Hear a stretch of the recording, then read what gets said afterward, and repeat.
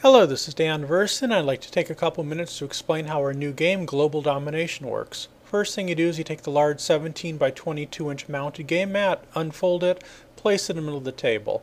Next thing you do is you divide up the counters by color, giving each player their own color of token. Once the players have those tokens, they place one of their tokens on the logistical track, one token on the victory point track, and somebody places one token on the game turn track. Next you figure out who's going to go first. You can roll dice or maybe even do that cool knife between the fingers trick from Aliens if you really are serious about who wants to go first. Next thing you do is you give each player 4 of the domination cards. This forms the starting hand of each player. Next you choose which 10 cards are going to be used in this particular game. There are 24 different kinds of cards in Global Domination, so you randomly choose 10 and then you draw out the cards for those to form 10 individual decks, which you place face up on the table for everyone to have access to. You then take the 14 kinds of cards that you're not going to use in this particular game, put them off to the side, you won't be using them. You start each game turn by advancing the turn counter one box along its track. A game only lasts 6 turns, so it's important to do your best every single turn. The player who won initiative then gets things started. He holds 4 cards in his hand at the beginning of the game. Each of those cards can be used in several different ways. He can also play one or more of those cards at this time before passing it to the next player.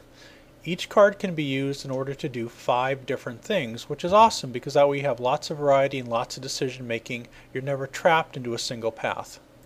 You can play a card in order to use its build value. This allows you to place new forces on the map or repair forces that have been previously damaged by your opponents. You can also play a card in order to use its attack value. This allows you to reduce the forces of enemy players and perhaps open up spots on the map for your forces. Cards can also be played for their stated text. This is inherent abilities that each card has and is unique to that card. You can also discard one card in order to draw a card from one of those 10 special card decks out in the middle of the table. When you do this, you place your newly drawn card directly into your discard pile. That means you won't have access to it during this player turn.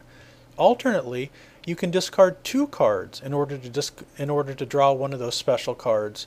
When you do this, you're allowed to draw that new card directly into your hand, which means you'll have immediate access to it. Once you're done playing cards, the player on your left gets their opportunity and so on around the table. It then comes back to you. If you have any cards remaining in your hand, you can take actions. If you ever choose to pass, that means you can no longer play cards during the remainder of this game turn. So it becomes a big decision. When it's your turn, do you play 1 card, 2 cards? Do you act now? Do you wait to react to your opponents? Lots of choices. Once all players have finished and have passed, then it's time to do a scoring round. Scoring points is easy. You get 2 victory points for every full strength land force you have on the map. You get 1 point for every reduced strength land force. You also get points for your sea forces.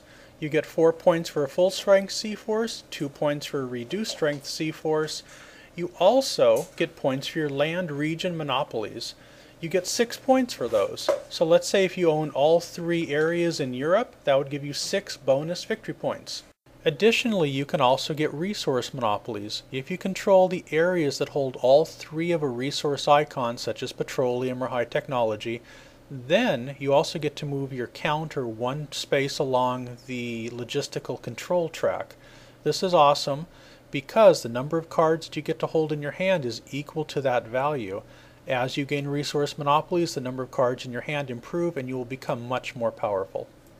At the end of the 6th game turn, you score up your total victory points, and whoever's got the most victory points wins. Believe it or not, that is it for the game. It is that streamlined. So, what makes this game interesting if it's so easy to play? The choices. As you saw, every card gives you 5 options for how to play it. You also have the options of how many cards you play during each of your phases. This makes for a tremendous number of decision points on your part. It also means that since only 10 out of the 24 card types are used in any given game, no 2 games will be alike. This puts the power of winning the game in your hands. It puts the strategy in your hands, and you don't have to worry about following complicated game rules or exceptions in order to win.